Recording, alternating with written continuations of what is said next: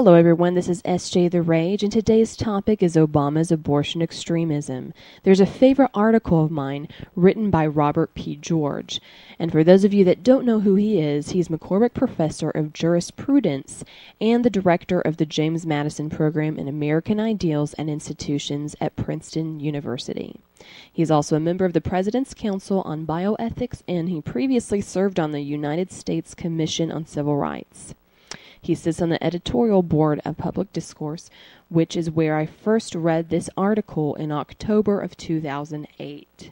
At the time, Barack Obama was a senator. It reads, Senator Barack Obama's views on life issues ranging from abortion to embryonic stem cell research mark him as not merely a pro-choice politician, but rather as the most extreme pro-abortion candidate to have ever run on a major party ticket. Barack Obama is the most extreme pro-abortion candidate to ever seek the office of President of the United States. He is the most extreme pro-abortion member of the United States Senate. Indeed, he is the most extreme pro-abortion legislator to ever serve in either house of the United States Congress. Yet there are Catholics and evangelicals, even self-identified pro-life Catholics and evangelicals, who aggressively promote Obama's candidacy and even declare him the preferred candidate from the pro-life point of view.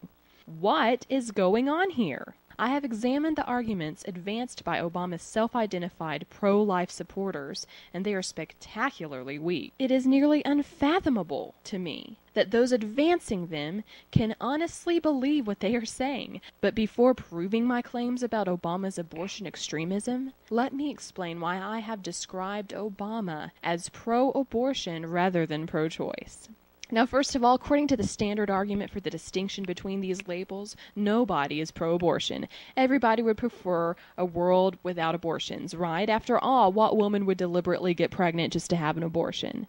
But given the world as it is, sometimes women find themselves with unplanned pregnancies at times in their lives when having a baby would present significant problems for them. So even if an abortion is not medically required, it should be permitted, made as widely available as possible, and when necessary, paid for with taxpayers' money. The defect in this argument can easily be brought into focus if we shift to the moral question that vexed an earlier generation of Americans: slavery.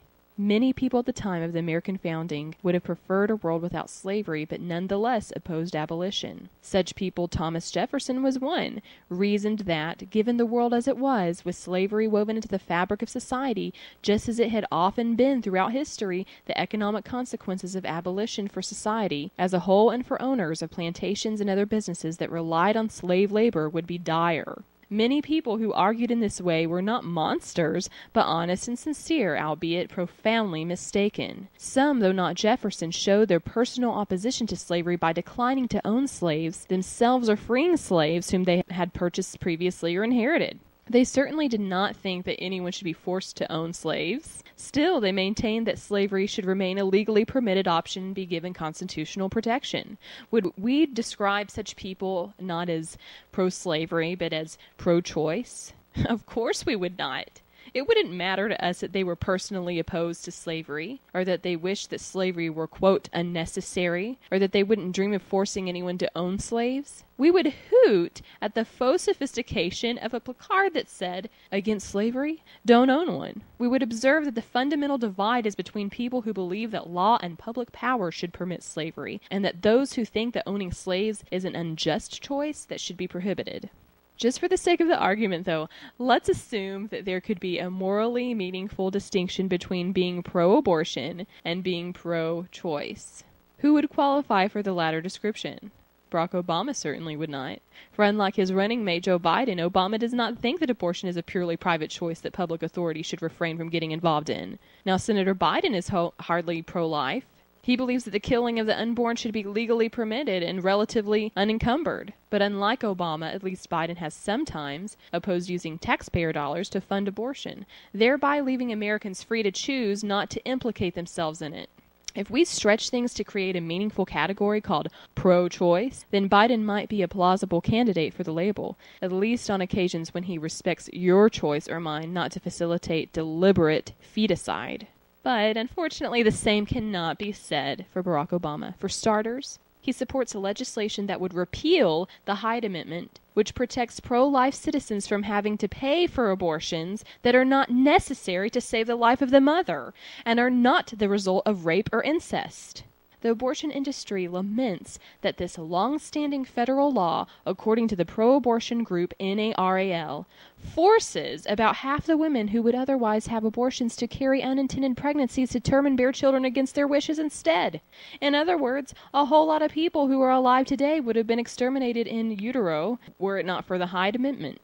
Now, Obama has promised to reverse the situation so that abortions that the industry complains are not happening because the federal government is not subsidizing them would happen. That is why people who profit from abortion love Obama even more than they do his running mate. But this barely scratches the surface of Obama's extremism. He has promised that the first thing I do as president is sign the Freedom of Choice Act, known as FOCA. Now, this proposed legislation would create a federally guaranteed fundamental right to abortion through all 9 months of pregnancy, including, as the Cardinal Justin Regali of Philadelphia has noted in a statement condemning the proposed act, a right to abort a fully developed child in the final weeks for undefined, quote, health, unquote, reasons. In essence, FOCA would abolish virtually every existing state and federal limitation on abortion, including parental consent and notification laws for minors, state and federal funding restrictions on abortion, and conscience protections for pro-life citizens working in the healthcare industry, protections against being forced to participate in the practice of abortion or else lose their jobs. They would lose that protection. The Pro-Abortion National Organization for Women has proclaimed with approval that FOCA would, quote, sweep away hundreds of anti-abortion laws and policies, unquote. It gets worse. Obama, unlike even many pro-choice legislators, opposed the ban on partial birth abortions when he served in the Illinois legislature and condemned the Supreme Court decision that upheld legislation banning this heinous practice. He has referred to a baby conceived inadvertently by a young woman as, quote, punishment, unquote, that she should not endure. He has stated that women's equality requires access to abortion on demand, and appallingly, he wishes to strip federal funding from pro-life crisis pregnancy centers that provide alternatives to abortion for pregnant women in need. There's certainly nothing, quote, pro-choice, unquote, about that. But it gets even worse.